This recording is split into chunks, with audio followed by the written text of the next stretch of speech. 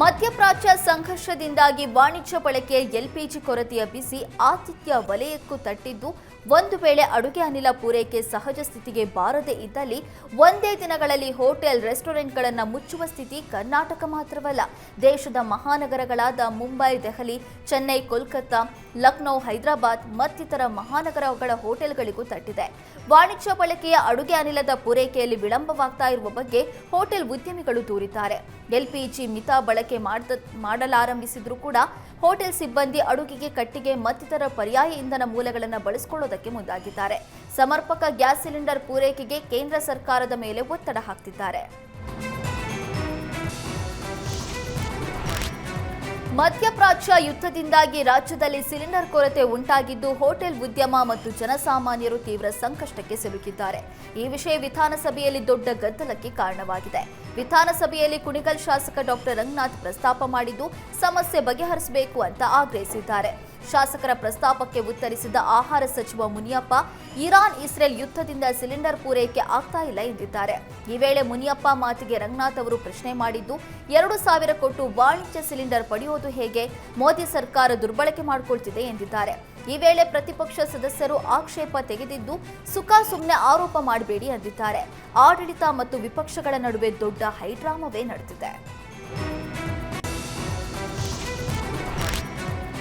ಮಧ್ಯಪ್ರಾಚ್ಯ ರಾಷ್ಟ್ರದ ಸಂಘರ್ಷದಿಂದ ರಾಜ್ಯದಲ್ಲಿ ವಾಣಿಜ್ಯ ಸಿಲಿಂಡರ್ ಕೊರತೆ ಹೆಚ್ಚಾಗಿದೆ. ರಾಜ್ಯಾದ್ಯಂತ ಹೋಟೆಲ್ಗಳು ಬಂದ್ ಆಗಿದ್ದು, ಸಿಲಿಂಡರ್ ಸಿಗದೆ ಅಡುಗೆ ಮಾಡೋದು ಅಸಾಧ್ಯವಾಗಿದೆ. ಇದರ ನಡುವೆ ಮದುವೆ ಸಮಾರಂಭಗಳಿಗೂ ಸಿಲಿಂಡರ್ ಅಭಾವದ ಬಿಸಿ ತಟ್ಟಿದೆ.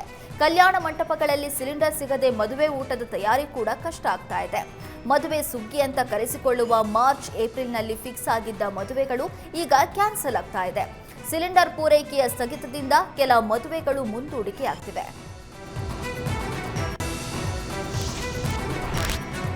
ಬೆಂಗಳೂರಿನಲ್ಲಿ ಸಿಲಿಂಡರ್ ಪೂರೈಕೆ ವ್ಯತ್ಯಯದಿಂದ ಈಗಾಗಲೇ ಹಲವು ಹೋಟೆಲ್ಗಳು ಬಾಗಿಲು ಮುಚ್ಚಿವೆ. ಸಿಲಿಂಡರ್ ಕೊರತೆಗೆ ಸಿಟ್ಟಿಗೆದ್ದ ಹೋಟೆಲ್ ಮಾಲೀಕರು ಪ್ರತಿಭಟನೆಗೆ ಇಳಿದಿದ್ದಾರೆ. ಖಾಲಿ ಸಿಲಿಂಡರ್ಗಳನ್ನು ಹೊರಗಿಟ್ಟು ಹೋಟೆಲ್ ಮಾಲೀಕರು ಪ್ರತಿಭಟನೆ ನಡೆಸಿದ್ದಾರೆ. ಗಾಂಧಿನಗರದ ರಸಪಾಕ ಹೋಟೆಲ್ ಸಿಬ್ಬಂದಿ ಹಾಗೂ ಮಾಲೀಕರು ಖಾಲಿ ಸಿಲಿಂಡರ್ಗಳನ್ನು ಹೊರಗಿಟ್ಟು ಪ್ರತಿಭಟನೆ ನಡೆಸಿದ್ದಾರೆ. ಎಲ್ಪಿಜಿ ಬಿಕ್ಕಟ್ಟು ನಿಲ್ಲಿಸಿ ಹೋಟೆಲ್ ಉದ್ಯಮವನ್ನು ಉಳಿಸಿ ಅಂತ ಪೋಸ್ಟರ್ ಹಿಡಿದು ಆಕ್ರೋಶ ಹೊರಹಾಕಿದ್ದಾರೆ. ಅಲ್ಲದೆ ಸಿಎಂ ಡಿಸಿಎಂ ಮಧ್ಯಪ್ರವೇಶಿಸಿ ಆದಷ್ಟು ಬೇಗ ಈ ಬಿಕ್ಕಟ್ಟನ್ನು ಬಗೆಹರಿಸಬೇಕು ಅಂತ ಹೋಟೆಲ್ ಸಿಬ್ಬಂದಿ ಆಗ್ರಹಿಸಿದ್ದಾರೆ. ಬೆಂಗಳೂರಿನಲ್ಲಿ ಕಮರ್ಷಿಯಲ್ ಸಿಲಿಂಡರ್ ಅಭಾವ ಹೆಚ್ಚಾಗಿದೆ. ಒಂದ್ ಕಡೆ ಕಾಳಸಂತೆಯಲ್ಲಿ ದುಬಾರಿ ಮೊತ್ತಕ್ಕೆ ಸಿಲಿಂಡರ್ ಮಾರಾಟವಾಗ್ತಾ ಇದ್ರೆ, ಇತ್ತ ಸಿಲಿಂಡರ್ ಅಭಾವಕ್ಕೆ ಸಿಲುಕಿರುವ ಹೋಟೆಲ್ ಮಾಲೀಕರು ಹೋಟೆಲ್ ಬಂದ್ ಮಾಡಿದ್ದಾರೆ.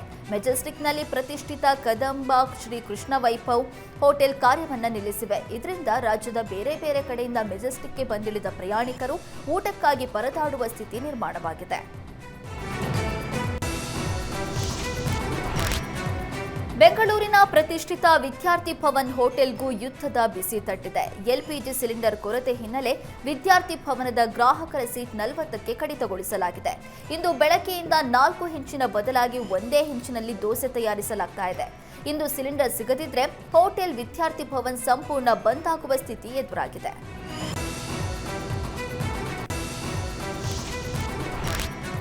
ಇರಾನ್ ಯುದ್ಧದ ಬಿಸಿ ಬನಶಂಕರಿ ಅಮ್ಮನವರ ಪ್ರಸಾದಕ್ಕೂ ತಟ್ಟಿದೆ. ವಾಣಿಜ್ಯ ಎಲ್ಪಿಜಿ ಸಿಲಿಂಡರ್ ಸಿಗದ ಕಾರಣ ಬನಶಂಕರಿ ದೇವಸ್ಥಾನದಲ್ಲಿ ಪ್ರಸಾದ ಮಾಡೋದಕ್ಕೆ ಗ್ಯಾಸ್ ಇಲ್ಲದ ಪರಿಸ್ಥಿತಿ ನಿರ್ಮಾಣ ಆಗಿದೆ. ಪ್ರತಿದಿನ 3,000ದಿಂದ 4,000 ಜನರಿಗೆ ಪ್ರಸಾದ ವಿತರಣೆ ಮಾಡಿದರೆ, ಶುಕ್ರವಾರ ಹಾಗೂ ಮಂಗಳವಾರ 4ರಿಂದ 5,000 ಭಕ್ತಾದಿಗಳಿಗೆ ಪ್ರಸಾದ ವಿತರಣೆ ಮಾಡಲಾಗ್ತಿದೆ. ಪ್ರತಿದಿನ ಭಕ್ತಾದಿಗಳಿಗೆ ಪ್ರಸಾದ ಸಿದ್ಧತೆ ಮಾಡೋದಕ್ಕೆ 1ರಿಂದ 2 ಕಮರ್ಷಿಯಲ್ ಗ್ಯಾಸ್ ಬೇಕಾಗುತ್ತೆ. ನಮ್ಮ ಬಳಿ ಸದ್ಯ 4 ಗ್ಯಾಸ್ ಬಾಕಿ ಇದ್ದು, ಇಂದು ಹಾಗೂ ನಾಳೆ ಸಂಜೆವರೆಗೂ ನಿರ್ವಹಣೆ ಮಾಡಬಹುದು. ಸಿಲಿಂಡರ್ ಸಿಗದೇ ಇದ್ರೆ ಶುಕ್ರವಾರದಿಂದ ಭಕ್ತಾದಿಗಳಿಗೆ ಪ್ರಸಾದ ನೀಡೋದನ್ನ ನಿಲ್ಲಿಸಬೇಕಾಗುತ್ತೆ ಅಂತ ದೇವಸ್ಥಾನ ಆಡಳಿತ ಮಂಡಳಿ ತಿಳಿಸಿದೆ. ಭಾರತದಲ್ಲಿ ದಿನದಿಂದ ದಿನಕ್ಕೆ ಸಿಲಿಂಡರ್ ಹಾಹಾಕಾರ ಹೆಚ್ಚಾಗ್ತಾ ಇದೆ. ಎಲ್ಪಿಜಿ ಸಿಲಿಂಡರ್ ಪೂರೈಕೆ ವ್ಯತ್ಯಯ ಹಿನ್ನೆಲೆಯಲ್ಲಿ ಕಾಳಸಂತೆಯಲ್ಲಿ ಯರ್ರಾಬೀದಿ ಬೆಲೆಗೆ ಸಿಲಿಂಡರ್ ಅನ್ನು ಮಾರಾಟ ಮಾಡ್ತಿದ್ದಾರೆ. ಬೆಂಗಳೂರಿನ ಶ್ರೀರಾಂಪುರದಲ್ಲಿರುವಂತಹ ಅನ್ಮೋಲ್ ಗ್ಯಾಸ್ ಡಿಸ್ಟ್ರಿಬ್ಯೂಟರ್ ಬುಕ್ ಮಾಡಿದವರ ಹೆಸರಿನಲ್ಲಿನ ಸಿಲಿಂಡರ್ ಬೇರೆಯವರಿಗೆ ಸೇಲ್ ಮಾಡ್ತಾ ಇರುವ ಆರೋಪ ಕೇಳಿಬಂದಿದೆ. ನಮ್ಮ ಹೆಸರಲ್ಲಿ ಸಿಲಿಂಡರ್ ಬುಕ್ ಮಾಡಿದ್ದೀವಿ, ಆದ್ರೆ ಸಿಲಿಂಡರ್ ತೆಗೆದುಕೊಳ್ತಿದ್ರು ಕೂಡ ನಮ್ಮ ಹೆಸರಲ್ಲಿ ಸಿಲಿಂಡರ್ ತೆಗೆದುಕೊಂಡು ಹಾಗೆ ಟಿಕ್ ಮಾಡಿದ್ದಾರೆ ಅಂತ ಆರೋಪಿಸಿರುವಂತಹ ಸಾರ್ವಜನಿಕರು ನಮ್ಮ ಸಿಲಿಂಡರ್ ಯಾರಿಗೆ ಕೊಟ್ಟಿದ್ದೀರಿ ಅಂತ ಗ್ಯಾಸ್ ಏಜೆನ್ಸಿ ಮುಂದೆ ಆಕ್ರೋಶ ಹೊರಹಾಕಿದ್ದಾರೆ. ಇರಾನ್, ಇಸ್ರೇಲ್, ಅಮೆರಿಕಾದ ನಡುವೆ ಯುದ್ಧದ ತೀವ್ರತೆ ದಿನದಿಂದ ದಿನಕ್ಕೆ ಹೆಚ್ಚಾಗ್ತಾ ಇದೆ. ಇದರ ಎಫೆಕ್ಟ್ ಭಾರತಕ್ಕೂ ತಟ್ಟಿದೆ. ಆಟೋ ಗ್ಯಾಸ್ ದರ ದಿಢೀರ್ ಹೆಚ್ಚಳವಾಗಿ ಆಟೋ ಚಾಲಕರು ಪರದಾಡುವಂತಾಗಿದೆ. ವಿಜಯಪುರದಲ್ಲಿ ಆಟೋ ಗ್ಯಾಸ್ ತುಂಬಿಸಿಕೊಳ್ಳೋದಕ್ಕೆ ಕಿಲೋಮೀಟರ್ ಗಟ್ಟಲೆ ಕ್ಯೂ ನಿಲ್ಲುವಂತಾಗಿದೆ. ಸುಮಾರು 2 ಕಿಲೋಮೀಟರ್ ಕ್ಯೂನಲ್ಲಿ ನಿಂತು ಆಟೋ ಗ್ಯಾಸ್ ಹಾಕಿಸಿಕೊಳ್ಳುವ ಪರಿಸ್ಥಿತಿ ನಿರ್ಮಾಣವಾಗಿದೆ. ಕೆಲವರು ಕೃತಕ ಅಭಾವ ಸೃಷ್ಟಿಸಿದ ಆರೋಪ ಕೇಳಿಬರ್ತಿದೆ. ಬಾಡಿಗೆ ಆಟೋ ನಡೆಸುವ ಚಾಲಕರ ಪರಿಸ್ಥಿತಿ ಅಯೋಮಯವಾಗಿದೆ.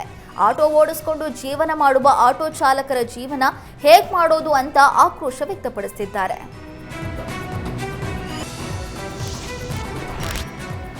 ಲಕ್ಕುಂಡಿ ಚಿನ್ನದ ನಿಧಿ ಕುರಿತಾಗಿ ಹಲವು ಕುತೂಹಲಕಾರಿ ಸಂಗತಿಗಳು ಹೊರಬಂದಿವೆ. ಈ ಆಭರಣಗಳು ಕೇವಲ ಬಂಗಾರದ ಒಡವೆಗಳಲ್ಲ, ಐತಿಹಾಸಿಕ ಮಹತ್ವ ಹೊಂದಿರುವ ಅಮೂಲ್ಯ ಚಿನ್ನದ ಆಭರಣಗಳು ಅಂತ ಪುರಾತತ್ವ ತಜ್ಞರು ತಿಳಿಸಿದ್ದಾರೆ. ಪತ್ತೆಯಾದ ಚಿನ್ನದ ಆಭರಣಗಳು 500ರಿಂದ 600 ವರ್ಷಗಳ ಹಳೆಯದ್ದಾಗಿದೆ. ಕಲ್ಯಾಣ ಚಾಲುಕ್ಯರು ವಿಜಯನಗರ ಸಾಮ್ರಾಜ್ಯ ಕಾಲದ ಕಲೆ ಹಾಗೂ ಸಂಸ್ಕೃತಿಯನ್ನ ಪ್ರತಿಬಿಂಬಿಸುತ್ತಿವೆ ಅಂತ ತಿಳಿಸಿದ್ದಾರೆ. ಈ ಒಡವೆಗಳು ಹೆಣ್ಣು ದೇವತೆಗಳಿಗೆ, ಉತ್ಸವ ಮೂರ್ತಿಗಳಿಗೆ ಅಲಂಕರಿಸುವ ಅಪರೂಪದ ಆಭರಣಗಳಾಗಿವೆ. ಚಿನ್ನದ ಜೊತೆಗೆ ನೀಲಮಣಿ, ಸ್ಫಟಿಕ ಮತ್ತು ಹವಳ ಸೇರಿದಂತೆ ಅಪರೂಪದ ರತ್ನಗಳನ್ನು ಕೂಡ ಈ ಆಭರಣಗಳಲ್ಲಿ ಬಳಸಿರೋದು ಕಂಡುಬಂದಿದೆ. ಚಿನ್ನದ ತೂಕ ಸುಮಾರು 450 ಗ್ರಾಂ ಆಗಿದ್ದು, ಇಂದಿನ ಮಾರುಕಟ್ಟೆ ದರದಲ್ಲಿ ಅದರ ಮೌಲ್ಯ ಸುಮಾರು 35ರಿಂದ 40 ಲಕ್ಷ ರೂಪಾಯಿಯವರೆಗೆ ಇರಬಹುದು ಅಂತ ಹೇಳಿರುವ ತಜ್ಞರು, ಆಭರಣಗಳ ಪ್ರಾಚೀನ ಐತಿಹಾಸಿಕ ಮೌಲ್ಯದ ಮೂಲಕ ಅಂದಾಜು ಮಾಡಿದರೆ ಸುಮಾರು 8 ಕೋಟಿ ರೂಪಾಯಿಗೂ ಅಧಿಕವಾಗಬಹುದು ಅಂತ ತಿಳಿಸಿದ್ದಾರೆ. ಬಳ್ಳಾರಿಯ ಶ್ರೀ ಕೃಷ್ಣದೇವರಾಯ ವಿವಿಯ ಎಡವಟ್ಟಿಗೆ ವಿದ್ಯಾರ್ಥಿಗಳು ಪರದಾಟ ನಡೆಸುವ ಸ್ಥಿತಿ ನಿರ್ಮಾಣವಾಗಿದೆ. ವಿವಿ ಮಾಡಿದ ಎಡವಟ್ಟಿಗೆ ಗರಿಷ್ಠ 700 ಅಂಕಗಳನ್ನೇ ಮೀರಿದೆ. ಮಾರ್ಕ್ಸ್ ಕಾರ್ಡ್ನಲ್ಲಿ ಅಂಕ ನೋಡಿದ ವಿದ್ಯಾರ್ಥಿಗಳು ಒಂದ್ಸಲ ಶಾಕ್ ಆಗಿದ್ದಾರೆ. ತಾಂತ್ರಿಕ ದೋಷದ ನೆಪ ಹೇಳುವ ಮೂಲಕ ತೇಪೆ ಹಚ್ಚುವ ಕೆಲಸಕ್ಕೆ ಮುಂದಾಗಿದೆ. ಇದರಿಂದ ವಿದ್ಯಾರ್ಥಿಗಳು ಆತಂಕಕ್ಕೆ ಸಿಲುಕುವಂತಾಗಿದೆ. ಶೀಘ್ರದಲ್ಲೇ ಮಾರ್ಕ್ಸ್ ಕಾರ್ಡ್ನಲ್ಲಿ ಆಗಿರುವ ದೋಷ ಸರಿಪಡಿಸಲಾಗುತ್ತೆ ಅಂತ ತಿಳಿಸಲಾಗಿದೆ. ಈ ಹಿಂದೆ ಮಾರ್ಕ್ಸ್ ಕಾರ್ಡ್ನಲ್ಲಿ ಕೊಪ್ಪಳದ ಗವಿಸಿದ್ದೇಶ್ವರ ಸ್ವಾಮೀಜಿಯ ಚಿತ್ರ ಹಾಗೂ ನಟರ ಫೋಟೋಗಳು ಮುದ್ರಿತವಾಗಿದ್ದ ಘಟನೆ ಕೂಡ ನಡೆದಿತ್ತು. ಇದೀಗ ಮತ್ತೊಮ್ಮೆ ಅಂಕಪಟ್ಟಿ ಮುದ್ರಣದಲ್ಲಿ ಎಡವಟ್ಟಾಗಿರುವ ಬಗ್ಗೆ ವಿದ್ಯಾರ್ಥಿಗಳು ಪ್ರಶ್ನೆ ಎತ್ತಿದ್ದಾರೆ.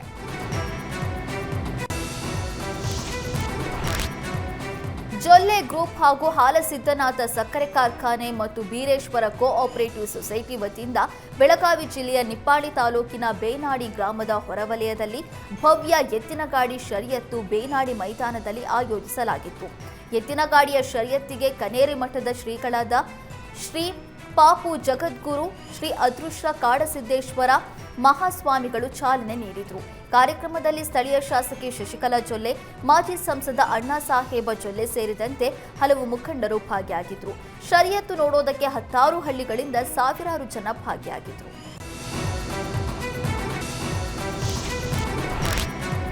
ಶಾಲಾ ಮಕ್ಕಳ ಮಧ್ಯಾಹ್ನದ ಬಿಸಿಯೂಟಕ್ಕೂ ಇಸ್ರೇಲ್, ಅಮೆರಿಕ, ಇರಾನ್ ಯುದ್ಧದ ಬಿಸಿ ತಟ್ಟಿದೆ. ಗ್ಯಾಸ್ ಸಿಲಿಂಡರ್ ಸಿಗದ ಪರಿಣಾಮ ಸೌದೆ ಒಲೆಯಲ್ಲಿ ಬಿಸಿಯೂಟ ತಯಾರಿಸಿದ ಘಟನೆ ಚಾಮರಾಜನಗರದ ಕಾಗಲವಾಡಿ ಪ್ರೌಢಶಾಲೆಯಲ್ಲಿ ನಡೆದಿದೆ. ಕಳೆದ 3 ದಿನಗಳಿಂದ ಸಿಗದ ಗ್ಯಾಸ್ ಹಿನ್ನೆಲೆಯಲ್ಲಿ ಸೌದೆ ಒಲೆಯಲ್ಲೇ ಬಿಸಿಯೂಟ ತಯಾರಿಸಿದ್ದಾರೆ.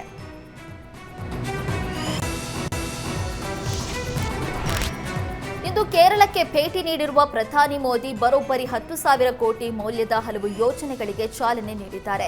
ಪೆಟ್ರೋಲಿಯಂ ಮತ್ತು ನೈಸರ್ಗಿಕ ಅನಿಲ ಸಚಿವಾಲಯ, ರಸ್ತೆ ಸಾರಿಗೆ ಮತ್ತು ಹೆದ್ದಾರಿ ಸಚಿವಾಲಯ, ಗ್ರಾಮೀಣಾಭಿವೃದ್ಧಿ ಸಚಿವಾಲಯ, ಹೊಸ ಮತ್ತು ನವೀಕರಿಸಬಹುದಾದ ಇಂಧನ ಸಚಿವಾಲಯ ಮತ್ತು ರೈಲ್ವೆ ಸಚಿವಾಲಯ ಸೇರಿದಂತೆ ವಿವಿಧ ಕೇಂದ್ರ ಸಚಿವಾಲಯಗಳ ಯೋಜನೆಗಳನ್ನು ಉದ್ಘಾಟಿಸಿದ್ದಾರೆ. ಭಾರತ್ ಪೆಟ್ರೋಲಿಯಂ ಕಾರ್ಪೊರೇಷನ್ ಲಿಮಿಟೆಡ್ನ ಕೊಚ್ಚಿ ಸಂಸ್ಕರಣಾಗಾರದಲ್ಲಿ 5,500 ಕೋಟಿ ರೂಪಾಯಿಗೂ ಹೆಚ್ಚು ಮೌಲ್ಯದ ಪಾಲಿಪ್ರೊಪಿಲಿನ್ ಘಟಕಕ್ಕೆ ಶಂಕುಸ್ಥಾಪನೆ ನೆರವೇರಿಸಿದ ಮೋದಿ 2,000 ಕೋಟಿಗೂ ಹೆಚ್ಚು ವೆಚ್ಚದಲ್ಲಿ ನಿರ್ಮಿಸಲಾದ 2 ಪ್ರಮುಖ ಹೆದ್ದಾರಿ ಯೋಜನೆಗಳನ್ನು ಉದ್ಘಾಟಿಸಿದರು. ರೈಲ್ವೆ ವಲಯದಲ್ಲಿ 142 ಕೋಟಿ ಮೌಲ್ಯದ ಉಪಕ್ರಮಗಳನ್ನು ರಾಷ್ಟ್ರಕ್ಕೆ ಸಮರ್ಪಿಸಿದರು. ಇದೇ ವೇಳೆ ಮಾತನಾಡಿದ ಮೋದಿ, ಕೇಂದ್ರವು ಕೇರಳ ರಾಜ್ಯದ ಹೆಸರನ್ನ ಕೇರಳಂ ಅಂತ ಬದಲಾಯಿಸಿದ್ದು ಮಲಯಾಳಿ ಸಹೋದರರಿಗೆ ಸಂತೋಷದ ಕ್ಷಣ ಅಂತ ಗುಣಗಾನ ಮಾಡಿದರು.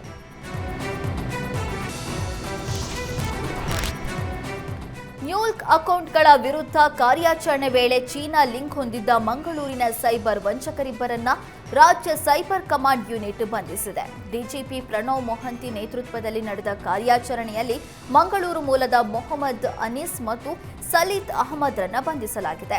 ಬಂಧಿತ ವಂಚಕರು ಟ್ರೇಡಿಂಗ್ ಬಿಸಿನೆಸ್ ಹೆಸರಲ್ಲಿ ಬ್ಯಾಂಕ್ ಖಾತೆಗಳ ಮಾಹಿತಿ ಪಡಿತಾ ಇದ್ರು. ಬಳಿಕ ಸೈಬರ್ ವಂಚನೆಗೆ ಬ್ಯಾಂಕ್ ಖಾತೆಗಳ ವಿವರ ಬಳಕೆ ಮಾಡ್ತಾ ಇದ್ರು. ನಿಖರ ಮಾಹಿತಿ ಮೇರೆಗೆ ಇಬ್ಬರು ಆರೋಪಿಗಳನ್ನ ಬಂಧಿಸಲಾಗಿದೆ. ಆರೋಪಿಗಳಿಂದ 4 ಮೊಬೈಲ್ ಫೋನ್ಗಳು, 18 ಬಿಟ್ ಕಾರ್ಡ್ಗಳು, 17 ಬ್ಯಾಂಕ್ ಪಾಸ್ಬುಕ್ಗಳು, 6 ಚೆಕ್ ಪುಸ್ತಕಗಳು, 1479.31 ಕ್ರಿಪ್ಟೋ ಕರೆನ್ಸಿ, 1 ಕಾರನ್ನ ವಶಕ್ಕೆ ಪಡೆಯಲಾಗಿದೆ. ಬಸ್ ಟಾಪ್ ತಾಗಿ ರೈಲ್ವೆ ಅಂಡರ್ ಪಾಸ್ ಕೆಳಗಿನ ಶೀಟ್ ಕಳಚಿ ಬಿದ್ದ ಘಟನೆ ಶೇಷಾದ್ರಿಪುರಂನ ಆನಂದರಾವ್ ಸರ್ಕಲ್ ರಸ್ತೆಯಲ್ಲಿ ನಡೆದಿದೆ. ತುಕ್ಕು ಹಿಡಿದ ಶೀಟ್ಗೆ ಬಸ್ ಟಾಪ್ ತಾಗಿದೆ. ಪರಿಣಾಮ ನಡು ರಸ್ತೆಯಲ್ಲಿ ರೈಲ್ವೆ ಬ್ರಿಡ್ಜ್ ಶೀಟ್ ಕಳಚಿ ಬಿದ್ದಿದೆ. ಸ್ಥಳಕ್ಕೆ ಆಗಮಿಸಿದ ಶೇಷಾದ್ರಿಪುರಂ ಟ್ರಾಫಿಕ್ ಪೊಲೀಸರು ಮತ್ತು ರೈಲ್ವೆ ಸಿಬ್ಬಂದಿ ಅಪಾಯದ ಹಂತದಲ್ಲಿರುವ ಶೀಟ್ನ ಗ್ಯಾಸ್ ಕಟ್ಟರ್ನಿಂದ ಕಟ್ ಮಾಡಿ ತೆರವು ಕಾರ್ಯ ಮಾಡಿದ್ದಾರೆ.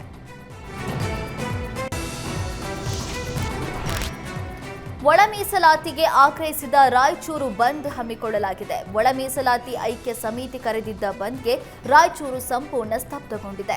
ಬೆಳಗ್ಗೆಯಿಂದಲೇ ಬಸ್ ಸಂಚಾರ ಸಂಪೂರ್ಣ ಬಂದ್ ಆಗಿದ್ದು, ಬಂದ್ಗೆ ಹೋಟೆಲ್, ಅಂಗಡಿ ಮಾಲೀಕರು ಬೆಂಬಲ ಸೂಚಿಸಿದ್ದಾರೆ. ಬಂದ್ನಿಂದಾಗಿ ಸಾರ್ವಜನಿಕರು ಪರದಾಡುವ ಸ್ಥಿತಿ ನಿರ್ಮಾಣವಾಗಿದೆ. 56,000 ಹುದ್ದೆಯಲ್ಲಿ ಒಳ ಮೀಸಲಾತಿ ಜಾರಿಗೆ ಆಗ್ರಹಿಸಿದ್ದಾರೆ.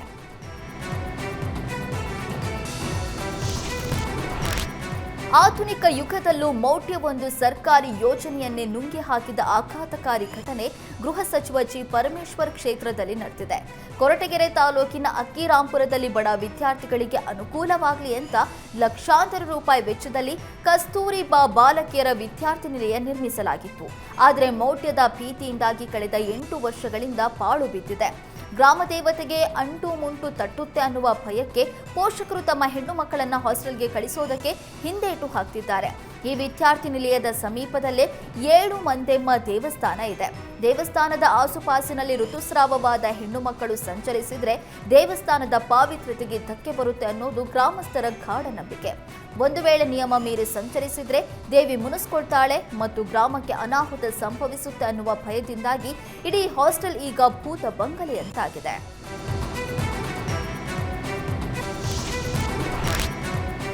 ಚರ್ಮರೋಗ ಮತ್ತು ಸೌಂದರ್ಯ ವರ್ಧಕ ಚಿಕಿತ್ಸೆಯಲ್ಲಿ ನಕಲಿ ವೈದ್ಯರ ಹಾವಳಿ ಹೆಚ್ಚಾಗ್ತಾ ಇದ್ದು, ಇದಕ್ಕೆ ಬ್ರೇಕ್ ಹಾಕುವಂತೆ ಚರ್ಮರೋಗ ತಜ್ಞ ವೈದ್ಯರು ಒತ್ತಾಯಿಸಿದ್ದಾರೆ. ಭಾರತೀಯ ಚರ್ಮರೋಗ ತಜ್ಞರು, ಲೈಂಗಿಕ ರೋಗ ತಜ್ಞರು ಮತ್ತು ಕುಷ್ಠರೋಗ ತಜ್ಞರ ಸಂಘ ಕರ್ನಾಟಕ ವತಿಯಿಂದ ಸುದ್ದಿಗೋಷ್ಠಿ ನಡೆಸಿದರು. ಚರ್ಮರೋಗ ಚಿಕಿತ್ಸೆ, ಕೂದಲು ಕಸಿ ಹಾಗೂ ಸೌಂದರ್ಯ ಚಿಕಿತ್ಸೆಗಳ ಕ್ಷೇತ್ರದಲ್ಲಿ ವೇಗವಾಗಿ ಹೆಚ್ಚಾಗ್ತಾ ಇರುವ ನಕಲಿ ವೈದ್ಯರ ಬಗ್ಗೆ ಆತಂಕ ವ್ಯಕ್ತಪಡಿಸಿದರು.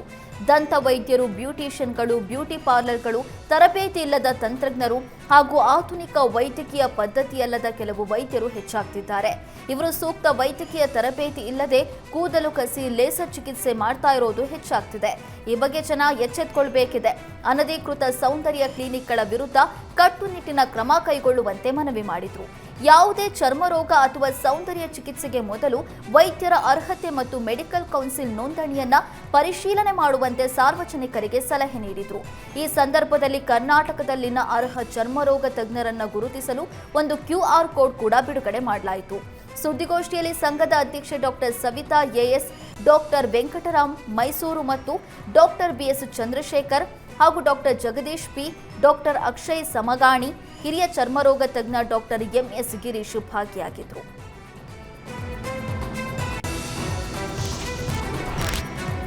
ದಾವಣಗೆರೆ ವಿಧಾನಸಭಾ ಉಪಚುನಾವಣೆಗೂ ಮೊದಲೇ ಕಾಂಗ್ರೆಸ್ ಪಾಳೆಯದಲ್ಲಿ ವಿಘ್ನ ಶುರುವಾಗಿದೆ.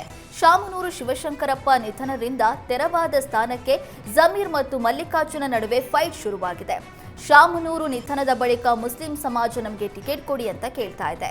ಇದು ಶಾಮನೂರು ಪುತ್ರ ಹಾಗೂ ಜಿಲ್ಲಾ ಉಸ್ತುವಾರಿ ಸಚಿವ SS ಮಲ್ಲಿಕಾರ್ಜುನ್ ಅವರ ಕಣ್ಣು ಕೆಂಪಗಾಗಿಸಿದೆ. ಸಚಿವ ಮಲ್ಲಿಕಾರ್ಜುನ್ ಜಮೀರ್ ವಿರುದ್ಧ ವಾಗ್ದಾಳಿ ನಡೆಸಿದ್ದು ಚರ್ಚೆಗೆ ಗ್ರಾಸವಾಗಿದೆ. ಸಚಿವ ಜಮೀರ್ ಅಹಮದ್ ಖಾನ್ ಬಗ್ಗೆ ಸಚಿವ ಎಸ್ಎಸ್ ಮಲ್ಲಿಕಾರ್ಜುನ್ ಹೇಳಿಕೆ ಮುಸ್ಲಿಂ ಸಮಾಜವನ್ನ ಆಕ್ರೋಶಗೊಳ್ಳುವಂತೆ ಮಾಡಿದೆ. ಈ ಬಗ್ಗೆ ಸಚಿವ ಎಸ್ಎಸ್ ಮಲ್ಲಿಕಾರ್ಜುನ ತಕ್ಷಣ ಕ್ಷಮೆಯಾಚಿಸಬೇಕು ಅಂತ ಆಗ್ರಹಿಸಿದೆ.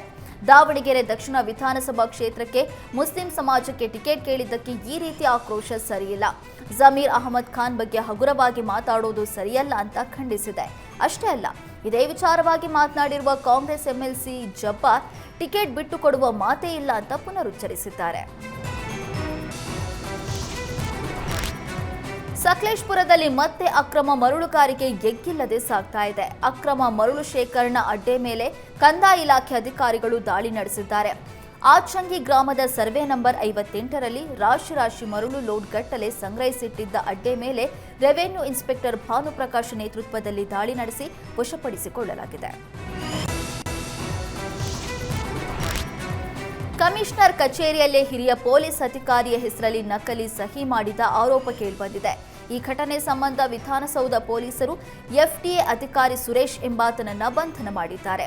ನಿವೃತ್ತ ಆರ್ಎಸ್ಐ ಗುರುಮೂರ್ತಿಗೆ ಗಳಿಕೆ ರಜೆ ನಗದೀಕರಣ ಮಂಜೂರಾತಿ ಮಾಡಬೇಕಿತ್ತು.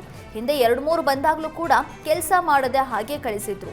ಈ ವಿಚಾರವಾಗಿ ಕಮಿಷನರ್ಗೆ ದೂರು ನೀಡೋದಾಗಿ ಹೇಳಿದ್ರು. ಈ ವೇಳೆ ಹಿರಿಯ ಅಧಿಕಾರಿಯ ಡಿಜಿಟಲ್ ಸಹಿಯಿಂದ ನಕಲಿ ಫೈಲ್ ಮೂವ್ ಮಾಡಿ ಹಣ ಡ್ರಾ ಮಾಡಿದ್ದಾರೆ. ನಿಯಮಬದ್ಧವಾಗಿ ಎಲ್ಲ ಆಗಿದೆ ಅಂತ ನಿವೃತ್ತ ಅಧಿಕಾರಿ ಸುಮ್ಮನಾಗಿದ್ದಾರೆ. ಹಣಕಾಸು ಶಾಖೆಯ ಮ್ಯಾನೇಜರ್ ಮಧುಕುಮಾರ್ಗೆ ಮಂಜೂರಾತಿ ಪ್ರತಿ ಸಿಗದಂತೆ ತಾನೇ ನಕಲಿ ಜ್ಞಾಪನ ಪತ್ರವನ್ನು ಸೃಷ್ಟಿಸಿ ಹಣ ಬಿಡುಗಡೆಗೆ ಸುರೇಶ್ ಯತ್ನಿಸಿದ್ದಾನೆ.